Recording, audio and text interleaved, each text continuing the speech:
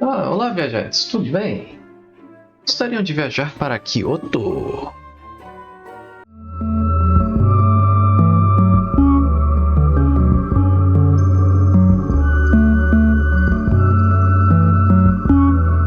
Kyoto é uma novela do japonês Yasunari Kawabata. Aqui, ó, nós temos fotinhos dele, olha que legal. Ele é um dos, pelo menos para a época de 1960, nos anos 60, ele era um dos maiores escritores japoneses. Esse aqui é o primeiro livro, se a gente não contar mangás, esse aqui é o primeiro livro japonês que eu tô lendo. E isso é bem interessante porque, resumidamente, o estilo de narrativa ocidental é diferente do oriental. Aqui a gente está muito acostumado a início, meio e fim, só que existem certas narrativas orientais que elas são cíclicas. Ela não tem começo nem final, mas ela vai cada capítulo vai, eu ia falar, vai ciclando.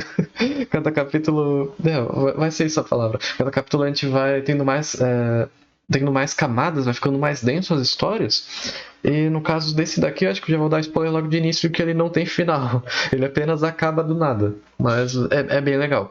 Diferente de outros livros franceses ali que eu falei. No último vídeo eu falei que eu não gostava tanto de livro francês porque não tem um final satisfatório. Porque normalmente esse livro aqui não tem final e ele é satisfatório. É meio estranho. Mas enfim, falar um pouquinho sobre o Yasunari Kawabata. Primeira vez que eu tô conhecendo ele e já gostei pra caramba dele. Vou falar logo de início de que eu gostei desse livro. E que eu tô querendo mais livros dele. Que acho que eu já vou ligar com a edição. Essa edição daqui é dos Grandes Romancistas, da Abril Cultural, é a edição de 1985. Eles lançaram esses livrinhos, é uma coletânea, todos eles são iguais, todos eles são vermelhos. Diferente das obras-primas, cada um tem uma cor diferente, uma capa diferente. Aqui é só o título mesmo que vai ser diferente. Mas enfim, na edição dos grandes romancistas vão ter só grandes romancistas, como está o nome, e a maioria é mais atual. É uns clássicos um pouquinho mais atual dos anos 60. Pra época era atual, lançou nos anos 80, né? Mas pra época era atual. Mas enfim, aqui a maioria vai ser só ganhador do prêmio Nobel. O Yasunari Kawabata ganhou em 1968, com Kyoto, se eu não me engano. Ele tem outras histórias também, ele é um dos maiores novelistas japoneses pra época. Na época, quando ele começou a escrever, ele fazia mais narrações, estilo de escrita ocidental. Tem até aqui que vai falar um pouquinho sobre a escrita automática e o fluxo de consciência. Só que quando ele cresceu mais, ele acabou abandonando isso e fez uma escrita mais clássica, mais oriental. Tanto que ele é budista, ele pegava muitos títulos budistas e fazia esse tipo de narrativa cíclica, de ciclos. Ele tem outras histórias, que aqui está o texto em japonês e depois está a tradução, que eu acho que na época ainda não tinham lançado essas histórias, mas enfim, Dançarina de Is, Os Pássaros e os Animais, tem também um que é os Contos na Palma da Mão, alguma coisa assim. Fábulas Retidas na Palma de Sua Mão também, que é um livro de contos. Também temos No País das Neves, O Som da Montanha, As Belas Adormecidas, várias historinhas que eu quero comprar. Tanto que eu recomendo mais. Hoje em dia a gente já tem todos os textos dele traduzidos direto do japonês, o que é muito bom. E é por isso que eu recomendo mais uma edição atual desse livro, porque quando eu fui terminar de ler, que eu fui descobrir que a tradução dessa edição é uma tradução indireta. Tem umas frases que eu achei meio estranha, que eu pensei que tinham literalmente traduzido do inglês, porque estavam meio desconexas as frases. E foi literalmente isso, foi porque foi traduzido do inglês. Então é por isso que eu recomendo muito mais uma edição atual, mas se essa daqui for mais barata, então ainda é uma história muito boa, eu curti pra caramba. Apesar de ter um momento meio estranho, eu curti pra caramba essa história. Enfim, Yasunari Kawabata, eu não sei muito mais o que dizer sobre ele. Porque sobre a vida dele, perdeu muita gente muito cedo, teve um pouquinho de dor na vida dele, mas ele acabou superando, ele acabou indo pro meio da literatura, e eu não sei muito mais do que eu posso falar. Mas, enfim, para falar sobre o livro, dá para dividir esse livro em 3 tópicos diferentes, que é tanto a história principal, que a gente tem uma protagonista e ela vai estar passando pela história, vai ter o turismo do livro e também vai ter a questão histórica do livro. E acho que a parte do turismo deve ser a parte mais legal, porque estou vestido a caráter aqui, né? Vem japonês. E acho que o sonho de todo otaku é visitar o Japão e principalmente Tóquio, visitar, sei lá, comprar uns mangás, comprar umas figures lá, que acho que é o sonho de todo otaku realmente. Então, lendo isso aqui sobre Kyoto, aprendi um pouquinho mais da região de Kyoto e dá vontade de visitar lá. Deve ser um lugar muito bonito. Coisa que eu não sabia é que Kyoto era a capital do Japão antes de se tornar Tóquio. Ela foi capital por 1100 anos, mais ou menos. E tem até um festival histórico, Festival das Eras, que acho que vai ter vários. Acho que por aqui eu vou botar várias imagens, várias coisas que eu vou mencionar, e até os nomes originais em japonês, porque eu não vou lembrar de todos. Mas tem o Festival das Eras, e é basicamente um festival histórico, que vão ser os 1100 anos de Kyoto, e simplesmente eu acho que é bem legal, porque vai ter um monte de cavalos, vai ter um monte de gente vestida a caráter.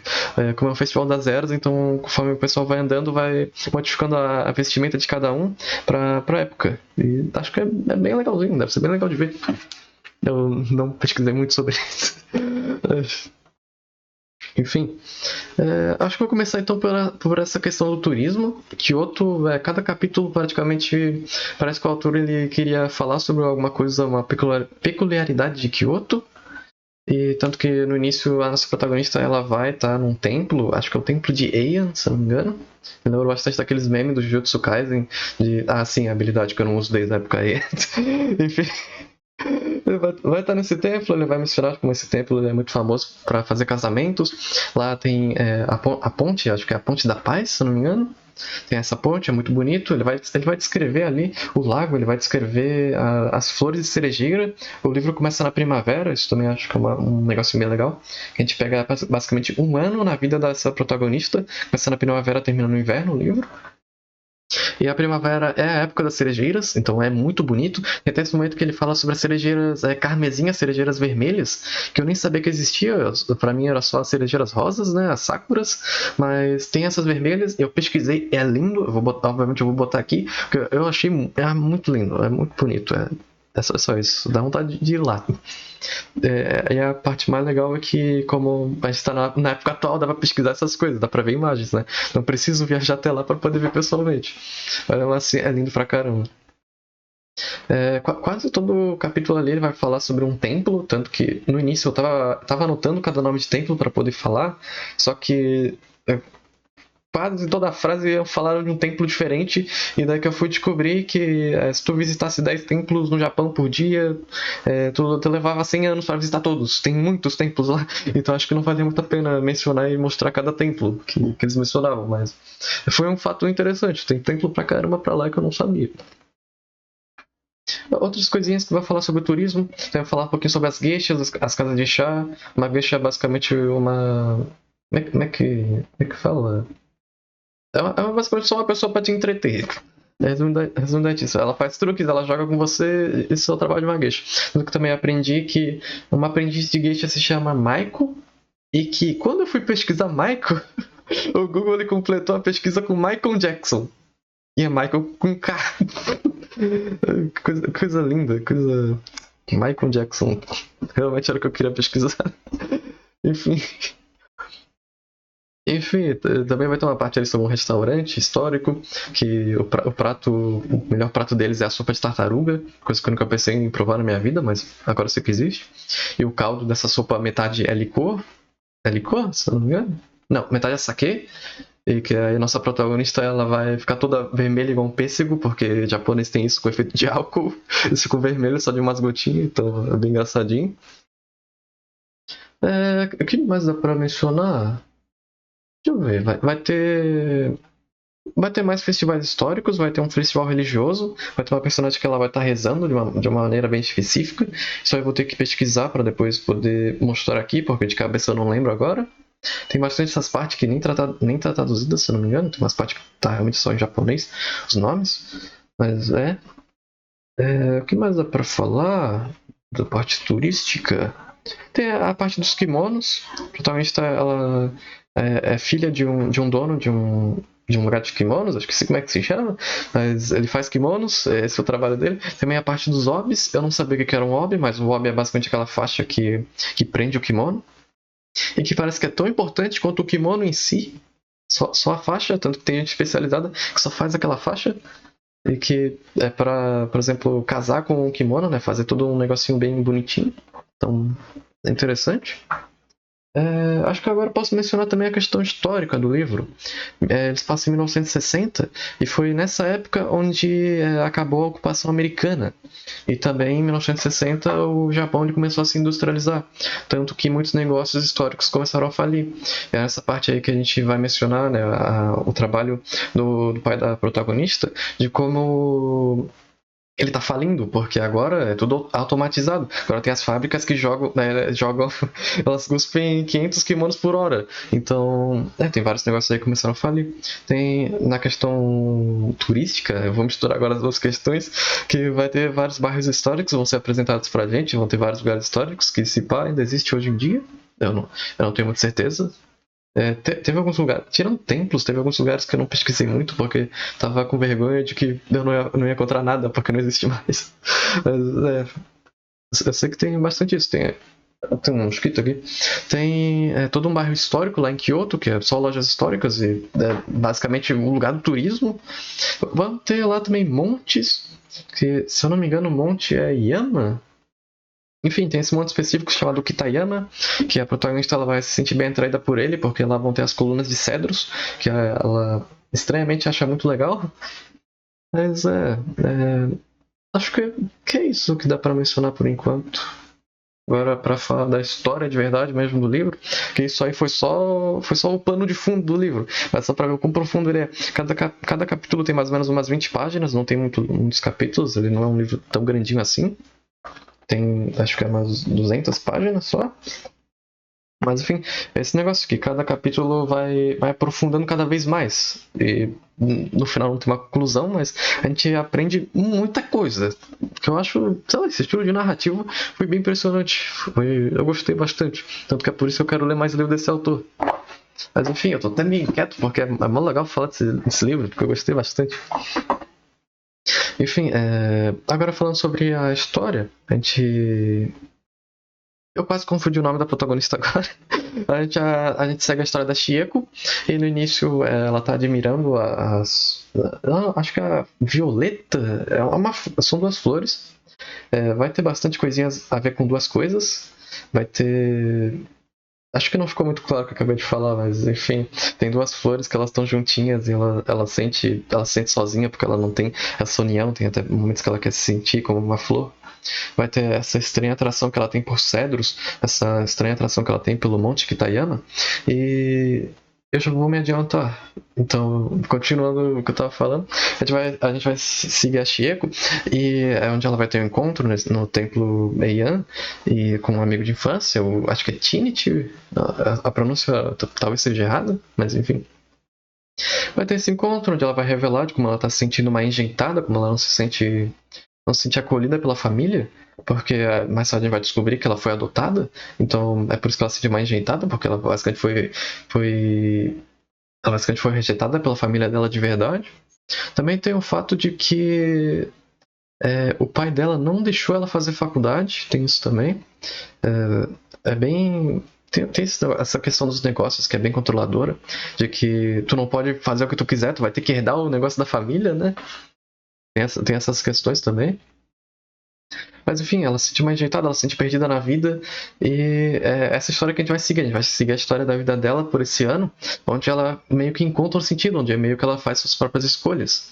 Chieko, como japonês tem significado nos nomes, Chieko seria uma criança sábia, criança inteligente. E ela realmente é bem sábia, ela soube lidar com o que ela estava sofrendo nos momentos ali. Mais tarde ela vai falar com o irmão do Trinity, que eu agora esqueci o nome dele. O Ryosuke. Sim, acertei o nome dele, o Ryosuke. Mais tarde ela vai conversar com ele, que ele vai trabalhar de gerente na loja de kimonos do pai. Eu acho bem legal, porque ela faz basicamente tudo isso por conta própria. A gente vai aprender também um pouquinho sobre o pai dela, de como ele fazia, quando ele era mais jovem, ele fazia mais kimonos não tão tradicionais assim. Ele fazia kimonos com uns designs malucos, que ele literalmente ele usava ele usava uns entorpecentes na hora de fazer o processo criativo. Só que agora, quando ele tá mais velho, ele quer fazer kimonos clássicos. Agora que o pessoal tá no modernismo, né? Agora que o pessoal tá gostando das paradas diferentes, o cara quer se voltar aos clássicos. Depois não sabe porque tá falindo, né? Mas enfim. Um dia que ela tá passeando pelo Monte Kitayama, que ela se sente atraída pelos cedros, ela vai encontrar uma pessoa que é igualzinha a ela.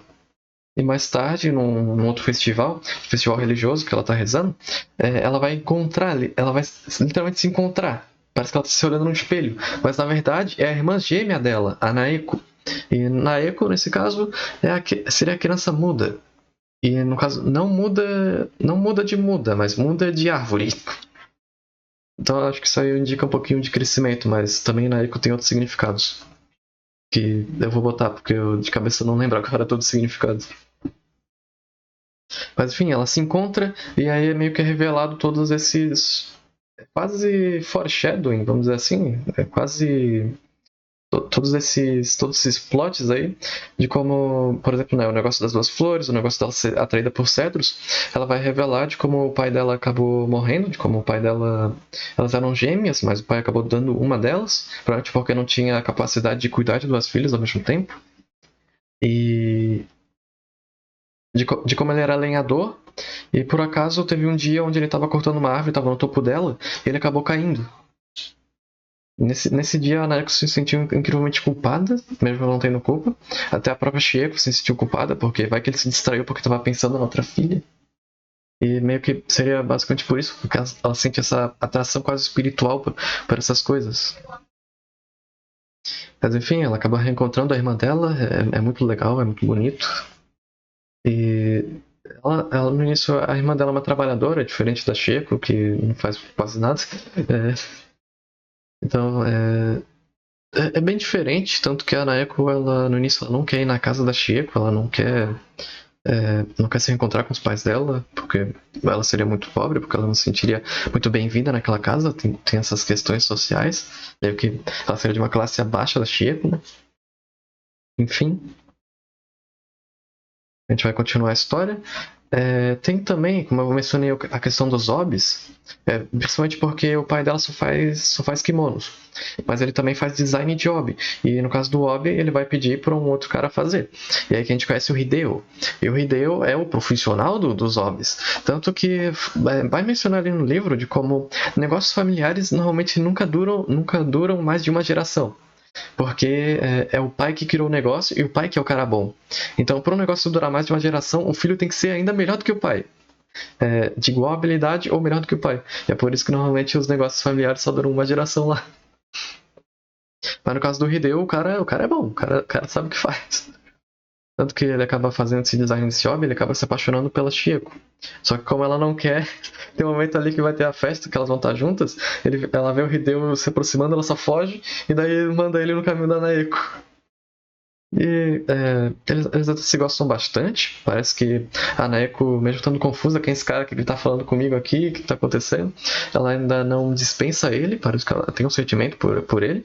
Só que lá pro final da história, o Hideo vai chamar ela em casamento, pedir ela em casamento. Ela ainda tá decidindo, tanto que a gente não tem essa resposta no final da história, da decisão dela. Mas que ela não quer se casar porque o Hideo se casaria com a coisa mais próxima da Chieko. Ele não tá apaixonado pela Naeko, ele tá apaixonado pela Chieko. Como ele não pode ter ela, então vai ter a gêmea dela. Que é meio estranho, mas acho que no final faz sentido. A gente não tem uma resposta pro que vai acontecer. A gente também não tem resposta pro que acontece depois do final do livro, né? Mas enfim. Acho que basicamente esses são os pontos mais importantes da história que eu posso mencionar. E meio que é isso. No último capítulo, o que acontece é que a Naeko ela finalmente aceita fazer uma visita para Chieko. As duas elas ficam, elas dormem no mesmo quarto, elas curtem a estadia, elas curtem ficar perto uma da outra. É uma coisa muito legal, um momento de irmãs que nenhuma pôde ter até então, né? Então é bem legal esse momentozinho. E daí na manhã seguinte, essa aqui é a última página do livro, de que na manhã seguinte tá chovendo, então a Chieko vai lá e empresta um monte de roupa pra Naeko. Ela agradece e termina aqui a história falando na cidade de Kyoto estava mais imersa no sono. E termina. O que eu acho legal é que meio que a gente tem todas as peças para poder fazer um final. Todo o desenvolvimento dos personagens. Dá pra imaginar um final, dá pra imaginar uma conclusão que seja satisfatória. A Chico conseguiu ter um trabalho que ela gostou, a Chico ela encontrou um cara que ela gostou. Tem isso também que o pai meio que ele obrigaria ela a se casar com o Hideo, mas no final não aconteceu nada. Parece que ela tá gostando do Ryosuke, e agora eles estão juntos, trabalhando juntos, né? Então eles podem ficar um pouquinho de tempo mais juntos, podem se conhecer.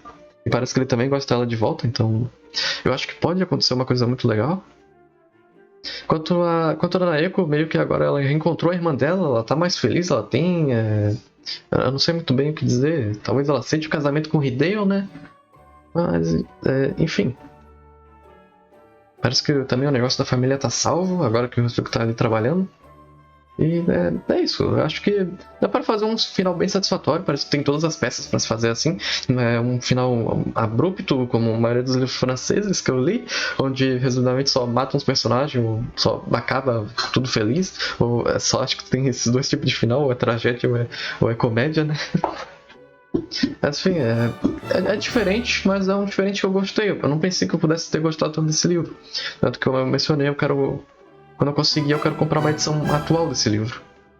E também todos os outros livros do autor. Elas são bem bonitas. Acho que o design das capas eu posso descrever como um japonês. É bem japonês, é bem legal. Mas esse foi Kyoto, espero que tenham gostado. Se você já leu, se deu vontade de ler, comente aí. É um livro muito legal. Acho que principalmente para turismo, visitar Kyoto, ainda tem uma história, enfim. É muito legal.